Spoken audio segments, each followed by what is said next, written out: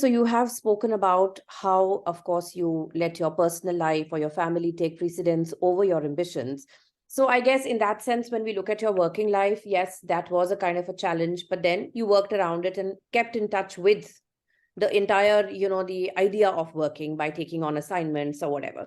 So other than that, when you began your career, any particular challenges that come to your mind, any struggle that you had to face? So Sangeeta, like you would know, you are a working woman, and most of us are multitaskers.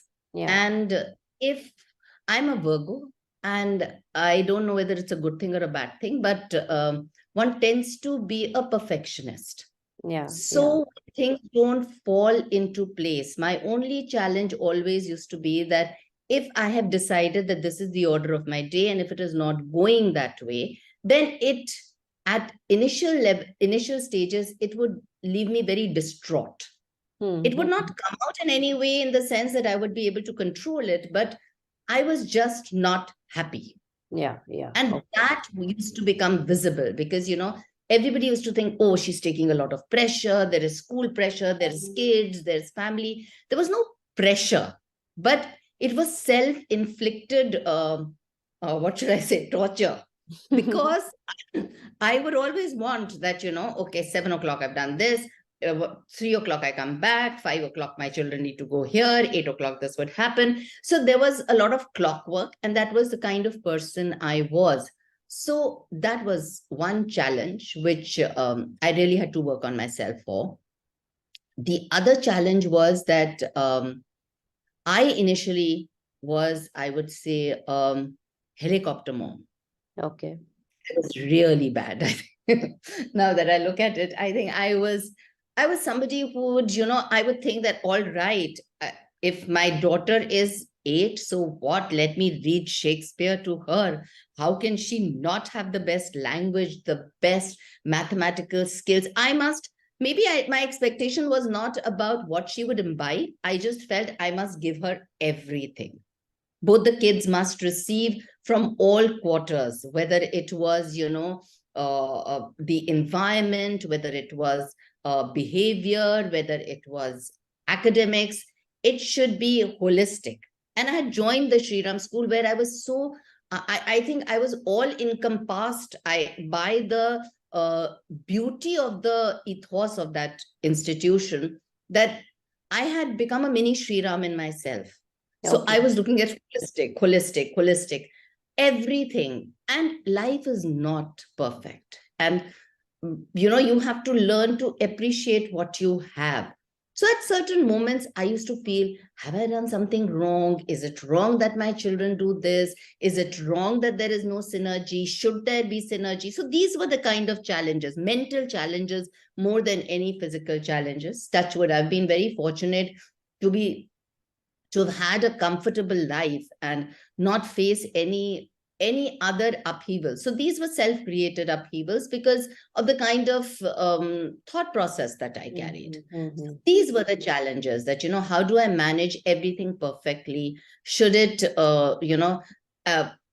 the whole process, I realized that for, I think, 10 to 12 years of my life, I did not give time to myself. There was no me time.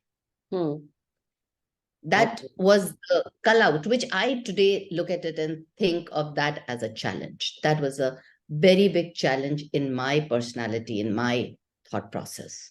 So those were the typical challenges. And anything, because you're a woman, anything you felt that it is only happening to me because I'm a woman and it won't happen to a man?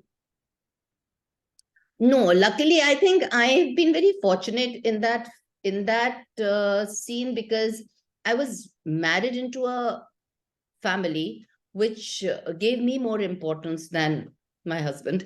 And so I was always put up on a higher pedestal. I never felt that this is happening to me because I'm a woman. It always struck me that this is happening to me because I need to be better. It was a competition with myself. Self-inflicted. But the world also, there was nothing that you faced because of, because maybe the kind of profession that you chose, Exactly. I don't think exactly. you would face too many. We are highly women dominated, and which is good and bad.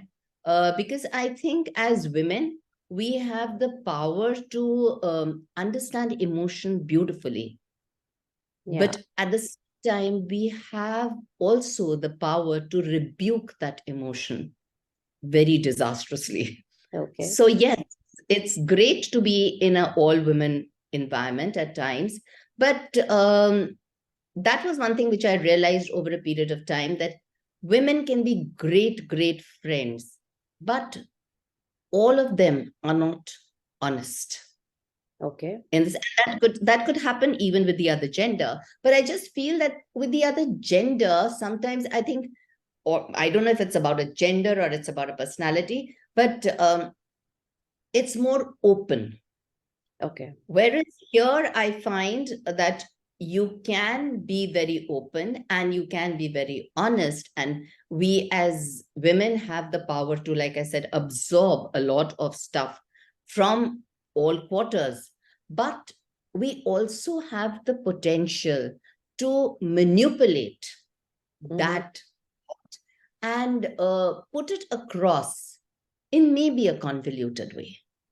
That was one thing that I felt as a gender. I did not feel not empowered because I was a woman, because I chose a career which did not Yeah, have yeah, the yeah. opposite sex to that extent. But amongst women, I do feel that, yes, there is this little concern at times.